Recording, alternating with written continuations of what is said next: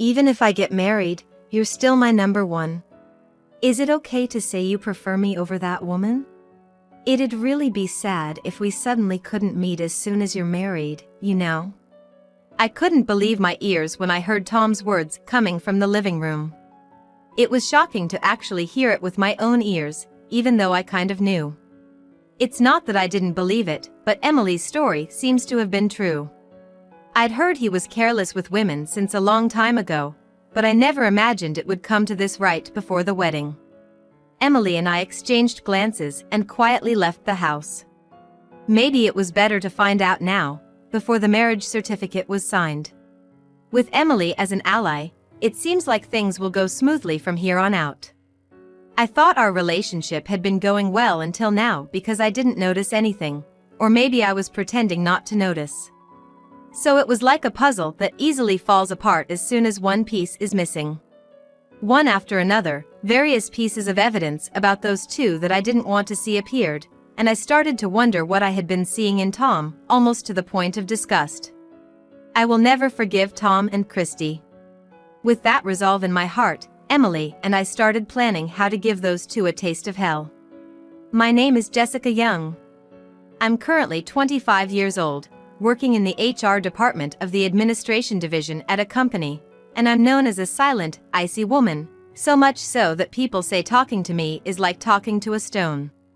I'm just not good at speaking and find it hard to initiate conversations with others.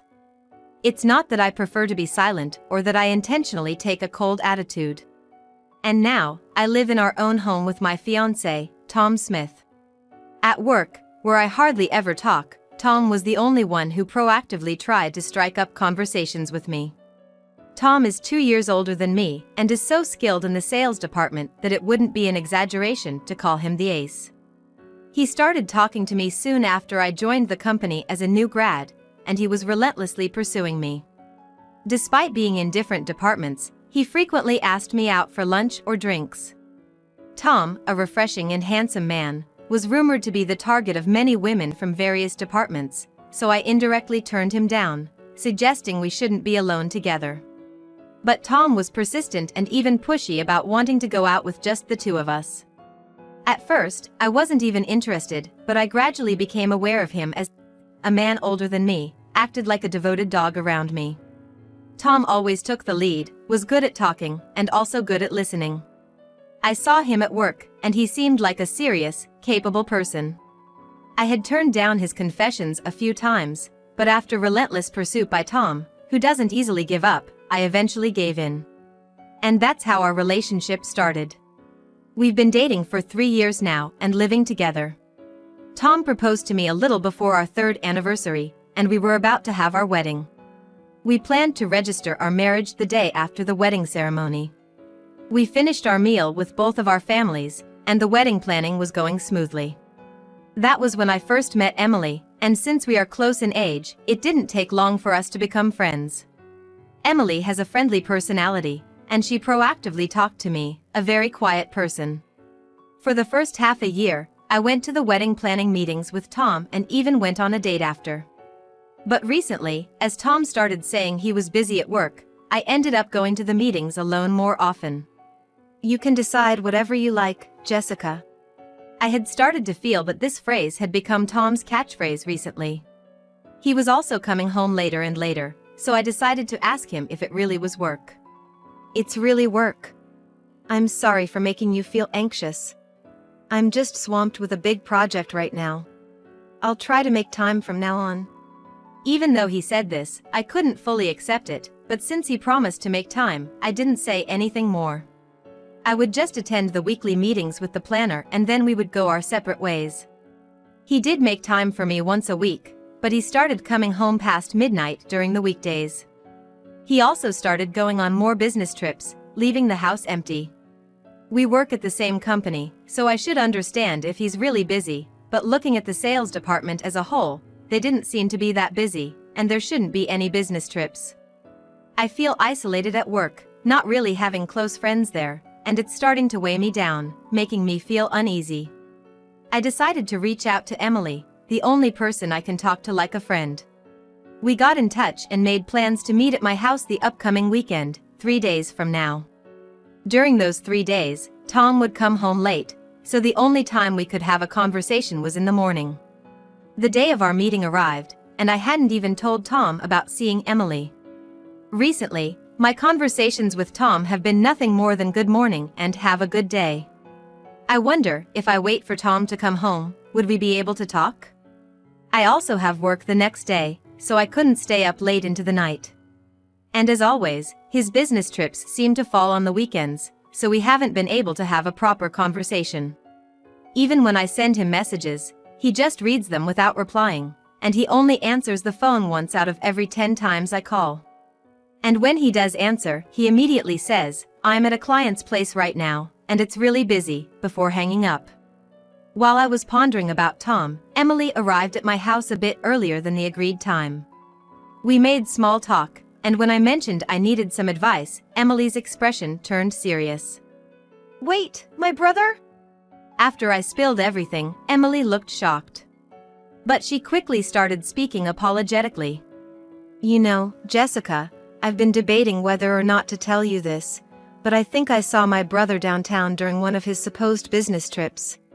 I wanted to believe it was just my imagination and didn't want to upset you. I'm really sorry." Hearing Emily's words made my heartbeat race. I gently held her hand, understanding how hard it must have been for her to say this, and she started to cry, continuing her story. "When I confronted my brother about it, he threatened me, saying, 'If you don't tell, she won't find out.' You don't want to make Jessica unhappy, do you? And with the wedding coming up soon, every time I saw how happy you looked, I just couldn't bring myself to say it. I'm so sorry, truly. Emily, it's not your fault, okay? I'm sorry, and thank you for bearing with this alone, for being threatened, and still telling me everything. You must have been really hurt." Emily broke down, as if she had been holding everything in. I also learned that Tom had a history of being irresponsible with women. I felt bad for Emily, but a part of me still couldn't quite believe that the kind Tom would cheat. To get a clear answer, I decided to hire a detective agency and told Emily about my decision. She agreed, saying it was a good idea. She wanted to be there when the results came back, so I promised to let her know when the agency contacted me, and we parted ways for the day. Waiting for the results, I was on edge. One day after work, I received a message from my mom, asking, "Can you come to our place this weekend with Tom? We need to talk about the wedding." Since my parents live far away, it would mean staying overnight if I went. I messaged Tom about going to my parents' place together for the weekend, but he replied quickly, saying he couldn't get out of work. So, I ended up deciding to go alone and told my mom. I also informed Tom that I would be staying overnight at my parents'. However, as usual, he didn't reply to my message. The weekend arrived, and Tom left early in the morning, saying he had to work. As I was about to leave my house after breakfast, my mom called. "Jessica, I'm sorry, but your dad has the flu. We just got back from the hospital. Since Tom is at work too, can we reschedule?" "Sure, I understand. Tell Dad to get plenty of rest, and you take care too, Mom." I hung up, my plans now cancelled. Just then, the detective agency contacted me, saying their investigation was complete, and asking me to come to their office. I texted Emily to see if she could meet up now, and she could, so we both headed to the agency's office. After hearing the results of the investigation, we were utterly shocked. The person my partner was cheating with turned out to be Christy Grubb, a new employee at our company. She worked in the same department, in the same section as I did. She stood out because she was quite attractive, which is why I remembered her name and face. Even though I knew, I didn't want to accept the reality, I was desperately holding back my tears. We thanked the detective and decided to go back to my house to talk about it together. When we got home, I saw Tom's shoes, and next to them, a pair of unfamiliar black pumps. We quietly closed the door, trying not to make any noise, and crept down the hallway leading to the living room. "I've always put you first, even after getting married. Is that your way of saying you like me more than her? I mean, it's gonna be sad if we can't meet up after you get married." Well, you say that, you're also engaged to that stoic boss, aren't you? But you like me more, right? You little devil. We could hear the unwanted conversation coming from the living room. I couldn't believe what Tom was saying. Hearing it with my own ears, even though I knew about it, was a shock. It wasn't that I didn't believe Emily, but it turned out that what she said was true. I had heard that Tom was careless with women before, but I never thought it would come to this, especially right before our wedding. Emily and I exchanged glances and quietly left the house. We went to a nearby cafe, and for some reason, I started to laugh. Emily looked at me worriedly. Emily, there's something I need your help with. I thought so. I'll do whatever I can. And that's how we started plotting our revenge. From that day on, I stopped talking to Tom. He seemed to sense something was up and started talking to me first. By this time, we had less than a month until the wedding. Even though Tom started talking to me, I responded coldly, which made him stop going on business trips and start coming home early. Oh, you're home late, Jessica. Welcome back. The boss decided to let me leave on time since the wedding is coming up. I can finally relax now. When I came home, Tom would start making excuses, even though I hadn't asked him anything. I just responded, "That's great." We had never fought before, but this was the first time Tom raised his voice at me. What's the deal with your attitude? It's really pissing me off. Did I do something to you? Why are you being so cold? Is this your way of getting back at me for coming home late before? It's nothing like that. Whatever. It's irritating to come home to this, even though I can finally come home early now. I'm going out for drinks with friends today. With that, he busied himself in his room before leaving, stomping his feet as he went out. I figured he was probably going to see that woman. Tom's bedroom door was left open, so I went in to close it and took a quick look around. The closet door was open as well, and when I stood in front of it, I realized his suits were gone. He had probably taken them with him, meaning he wasn't planning to come back tonight. That meant we could proceed to the next step of our plan. I called my parents and told them about Tom's affair and our plan for revenge. They were surprised, but they told me if I was going to do it, to go all out. After hanging up, I saw that Tom had sent me a message. Do you understand why I left? You better think about your behavior. I didn't reply, just took a bath, and then went straight to bed. Somehow, I wasn't feeling sad or angry anymore. I was actually excited about our revenge plan. Emily was probably telling my in-laws about Tom's actions by now. I had given her copies of the photos we received from the detective, so they would have to believe her. I wasn't sure if they would join in on our plan. Even if they tried to stop us, we were prepared to go through with it anyway. The next day, Tom came back home and threw his bag on the table angrily when he saw I didn't greet him. Enough is enough, Jessica. What's your problem? If there's something bothering you, you need to say it. You can't expect me to read your mind. Oh, welcome back. Are you mocking me? Don't you have any affection at all? Why can't you be more like her? Tom caught himself mid-sentence, realizing his slip-up. Could I take that as a confession? I just stared at him, and he awkwardly said, "Anyway, you should be more affectionate. I'm going to take a bath." And he hurried off to the bathroom. In the meantime, I went to my room and reported the conversation to Emily via text. "What? Is that a confession?" she texted back, clearly amused. And finally, the day before the wedding. My parents are staying at our house, so I suggested that Tom should stay at his parents' house, and he is already gone. So, I was helping my parents pack up their stuff. Jessica, are you really leaving this house? Yeah, I'm fine now. The memories with Tom are just memories I don't need anymore. With those words, my parents seemed to understand, and they packed the luggage into the car for me. We arranged for a courier to pick up the items that couldn't fit in the car at a later date. The next day, I woke up early, did my makeup perfectly, and was all ready to go. Then, I received a call from Tom. I ignored all his calls, and he started sending me a barrage of messages like "Where are you? What are you thinking?" But I ignored those as well. Later, I got a call from Emily, who was at the venue. As soon as Emily confirmed that I had picked up the phone, she asked the venue staff to make it possible to project my phone screen onto the screen at the venue. I switched to a video call, took a deep breath, and started speaking to everyone at the venue through my phone. Thank you all so much for coming today to celebrate with us. However, I am unable to marry Tom. I will let his sister Emily explain the details. After saying this, Emily took the microphone and encouraged everyone to look at the other screen, where photos of Tom cheating were displayed. The venue erupted into murmurs, but Emily calmly explained while sliding through the photos. Tom and Christy, who had been boldly sitting in the venue, turned pale.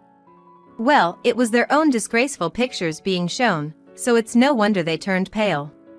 Suddenly, Christy stood up and shouted in front of the screen, "Don't look. This is a misunderstanding. Someone erase this." Tom also grabbed the microphone from Emily and said it was a joke for the wedding entertainment, but no one believed him. The boss from his company started making a fuss saying, "What is going on here?" and his friends were somewhat amused, saying, "Isn't this bad?" Then, Tom's father angrily snatched the microphone and began to speak. "Everyone, we sincerely apologize for the inconvenience today. Our foolish son has caused you trouble. We will return your gifts at the exit, so please at least enjoy the meal. Thank you for coming today. We will be leaving now. Excuse us." And with that, he grabbed Tom by the neck and left the venue. Christy, who was engaged to her boss, seemed to be in a muddy situation, but they had already started fighting. "It's not true. That's a doctored photo. I would never do such a thing. Please believe me." She was desperately trying to get her boss's attention, but he didn't even glance at her and just left. People around Christy seemed to be taken aback by her crying. Emily and I apologized to the venue staff and the guests, and then hung up the call. Right after ending the call, I quickly grabbed the rest of my luggage and left the house. I had already told Emily that Tom's belongings were in a storage rental, so he would probably go pick them up someday. Tom, goodbye. With that, I left the house full of memories behind. After moving, I went to Tom's parents' house with my parents and a lawyer to discuss things with Tom. I knew Tom was at his parents' house because I had asked someone to watch him to make sure he didn't run away after the wedding ceremony ended. As soon as we arrived at Tom's parents' house, Tom started loudly berating me. "Jessica, everything is over because of you. I've been put on house arrest by my company, and they said they will decide on my punishment later. What the hell? What are you going to do about my life now?" Tom's father held him back, and we were led into the living room to start discussing the main issue. The lawyer began explaining from the beginning and brought up the topic of breaking off the engagement, which seemed to surprise Tom for some reason. Wait, why are we getting married?" We were all surprised to hear Tom say that, wondering if he really thought we could still get married in this situation.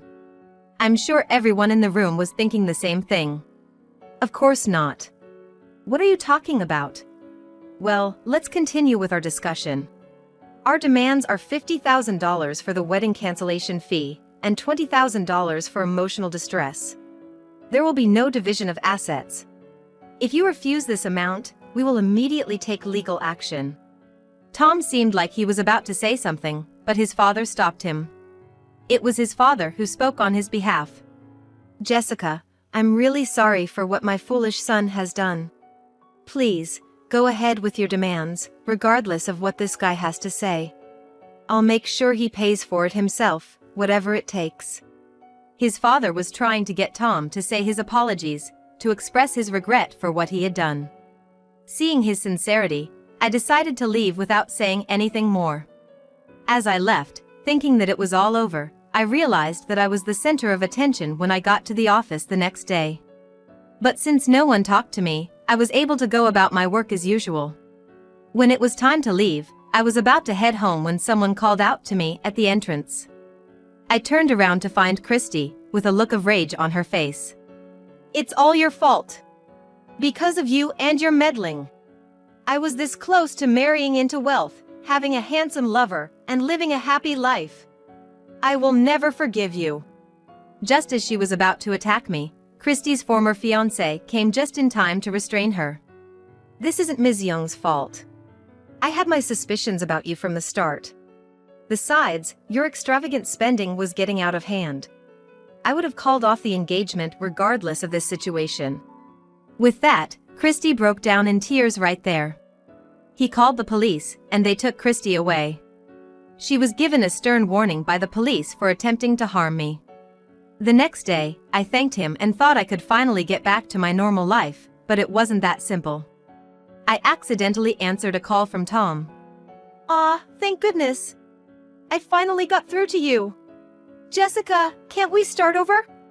"What are you talking about now?" "It's impossible." "Well, I'm gonna pay the alimony, so I can live in that house, right?" I couldn't believe what Tom was saying. The house we lived in was a gift from my parents for our engagement. And it was in my name. "No, I sold that house, though." "What? Why are you deciding things on your own? The house is community property, right? You should deduct the money from the house from the alimony."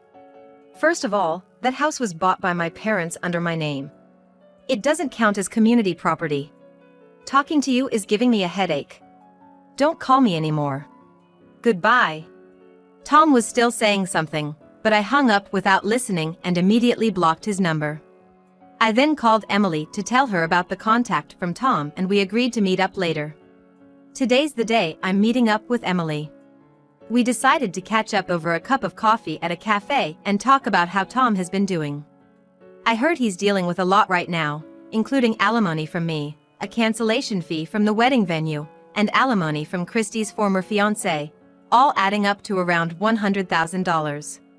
I'm pretty sure the company decided to just transfer him to a different department and gave him a talking to when the alimony claims got settled. However, since he's never done anything but sales, he kept getting scolded every day, snapped, and eventually quit on his own accord. He was planning to mooch off his parents and settle down there, but his father kicked him out, or so Emily tells me. But if we just leave him be, he seems likely to stop paying the alimony. That's why he's ended up working at a factory owned by a friend of his father, living on site. The factory's located in the middle of nowhere, and there's no cell service, so I doubt he'll be able to bother me anymore, Emily said with a laugh. Since Emily seemed to know what became of Christy as well, I decided to ask her about it. Christy apparently had to pay $20,000 in total, $5,000 to me and $15,000 to her former fiancé. With her looks and charm, she could have easily paid that off quickly. But she has this bias that night work is for lowlifes and ended up wandering the streets, unable to pay off her debts. She managed to find some temporary work, but since her only assets were her face and her charm, she couldn't do the job well enough and got fired. In the end, she started working multiple part-time jobs just to scrape by and then got hooked on going to nightclubs. Her debt kept growing, and she couldn't pay off her tabs at the nightclubs anymore. The last I heard, she was taken away by some tough-looking guys into the night, and no one knows where she is or what she's doing now, Emily explained. I asked her how she knew all this. And to my surprise, she told me that she and Christy went to the same middle and high schools. Christy was infamous since middle school for rumors about her stealing other girls' boyfriends. Emily never liked her to begin with, so she's glad to be rid of her now. As for me, I didn't face any backlash at work. In fact, I became more popular and started getting invited to lunch more often, even becoming close friends with some. I've also gotten pretty chummy with Christy's former fiancé. We get along so well that we go out together on our days off. Where it will lead, nobody knows yet. Emily and I are still close, like sisters or best friends. And I plan to keep it that way.